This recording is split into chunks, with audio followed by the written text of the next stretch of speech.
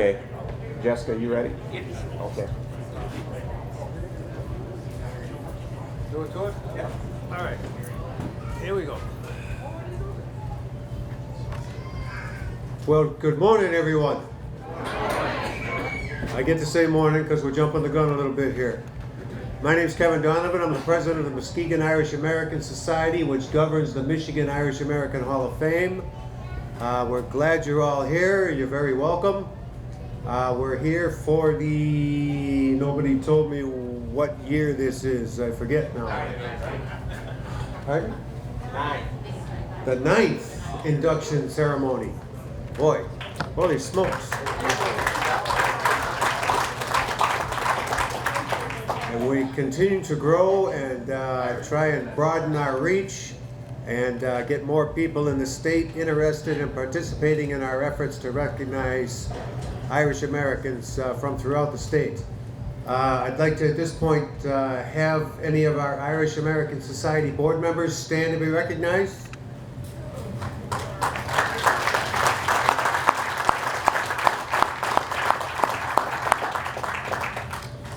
And then I think only Mickey Knight is part of our nominating committee. I think, right? Mickey, no one else is here?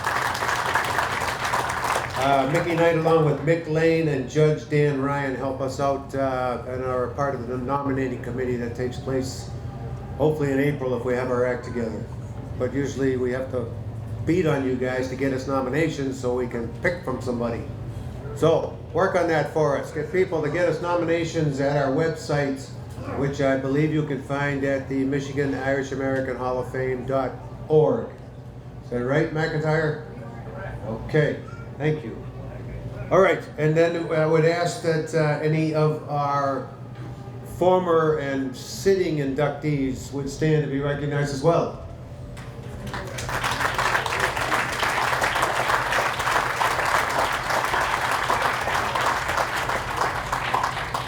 When we started this, I'm not sure we'd ever get to a point where we had former inductees standing on the stage. So it's great to see. Great to see all of you here. Thanks for coming, and I'll turn it over to Neal Mullally, who's the program director.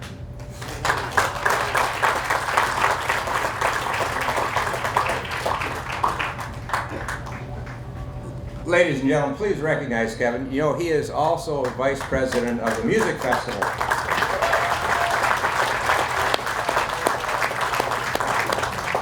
And he's busy. They're busy year-round. Like they take 2 weeks off right now just to get everything set up and going. Well, let's get right to it. And I did make a mistake in my math. That's why I didn't go to medical school. It's the eighth induction. I'm sorry. Yeah. Okay. And we also have 42 members now. I do want to remind you that we are a charitable organization, 501c3. If you do want to make a donation, any amount is appreciated to help defray the costs of the Hall of Fame. We put you up on the plaque over at the Hall of Fame, your name there, and recognize you. So please consider us if you have a donation that you'd be willing to make. All right, we're going to move ahead at this time. We're going to induct our first member for 2019, Frank Murphy, who is deceased. And at this time, I'll ask James Neal to come forward, and he will make the remarks. He nominated Frank Murphy.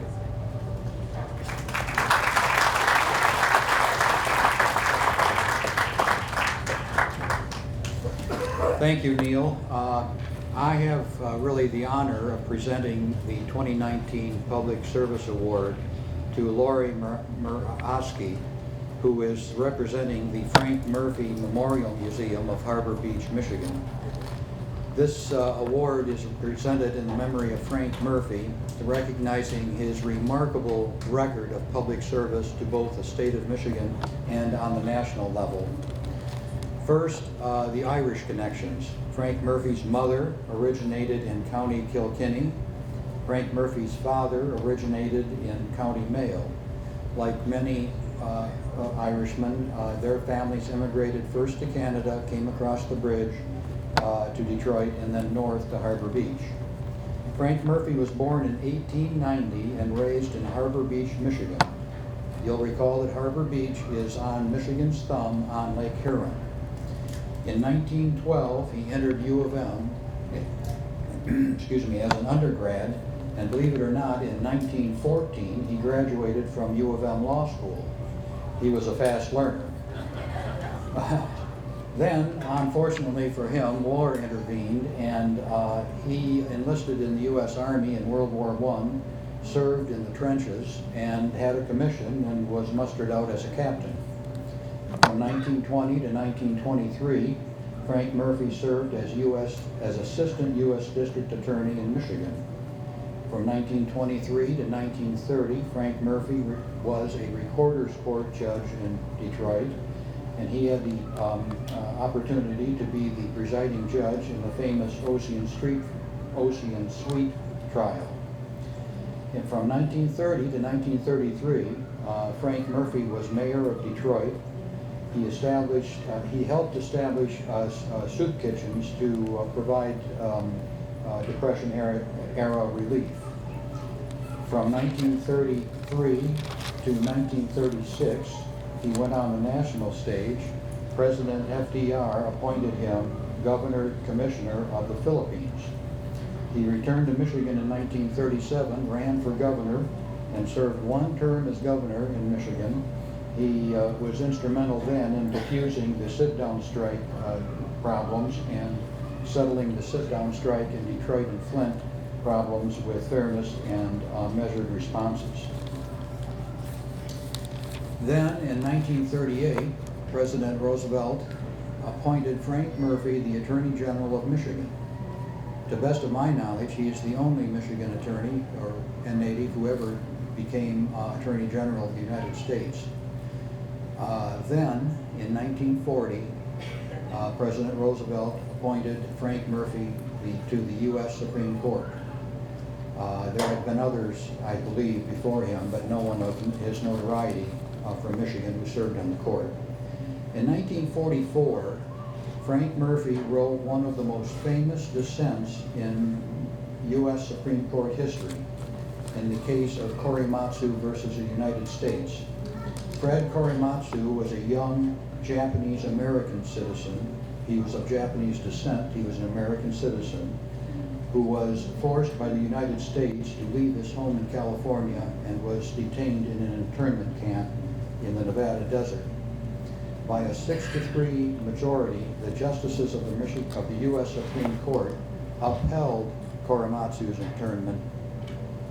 Frank Murphy wrote a dissent for the 3 dissenting justices, writing for the minority, dissenting on the grounds that because the internment camps were an obvious racial discrimination against U.S. citizens, the order deprived all those citizens within its scope of the equal protection of the law guaranteed by the Fifth Amendment of the United States Constitution.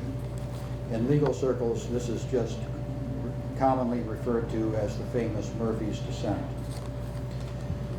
Frank Murphy died in 1949 at the age of 59, and he is buried in Harbor Beach at the Rock Falls Cemetery.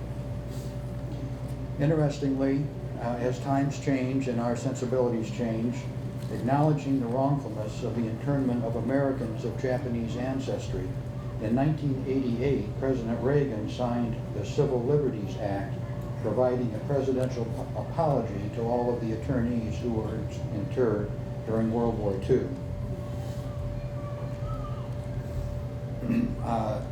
I'd like you to know that the life of Frank Murphy has been documented in a 3-volume biography written by acclaimed U of M professor Sidney Fine, and I've limited my remarks to 3 minutes. But it is a challenge to get through the 3 volumes, but it's very worth having.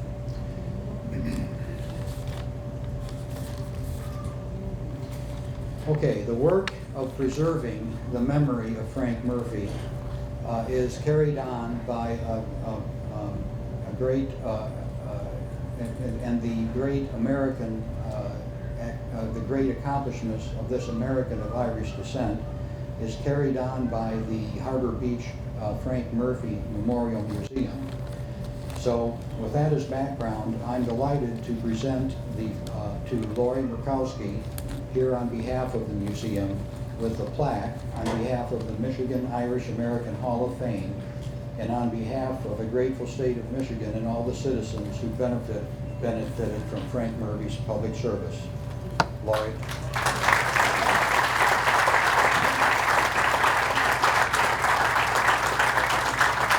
Put a medal on you.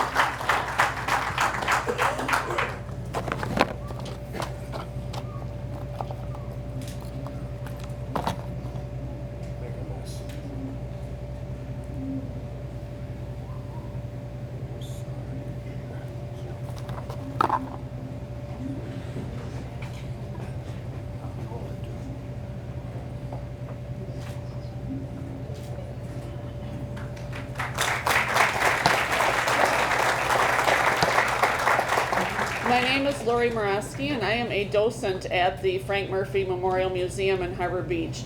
And it is a complete honor to be here today representing Justice Murphy at this wonderful ceremony. So first of all, I would like to thank Jim for the nomination and thank the members of the Hall of Fame Committee for including Justice Murphy in this wonderful award ceremony this year. And again, it is just such a great honor to be here. Frank Murphy truly is Michigan's greatest politician, not only because of the number of offices that he held in his short life, but because of what he accomplished in those offices during his time. And so Jim already went over a lot of Frank's background and history with you, but what I'm going to spend a couple minutes doing is encouraging you to make the trip over to Harbor Beach to come and see the Frank Murphy Memorial Museum. It is really a fantastic museum. It is full of so much history. I always tell people when they take the tour, they're very surprised to see it because he came from pretty humble beginnings. But the museum, it consists of his father's original law office and the family's original home, a beautiful Victorian home that they lived in later on. And there is just so much history in this museum. It is Harbor Beach history, it's Huron County history, it is Michigan history, it is United States history, and it is world history there because Justice Murphy was involved in so many important things. And so I would just like to encourage you all to take the opportunity to come over to Harbor Beach. I know it's a bit of a long drive. It was 4.5 hours for us to get here yesterday, but it is well worth it. I will have information on the museum over at the reception if any of you would like to come up and get a brochure from me and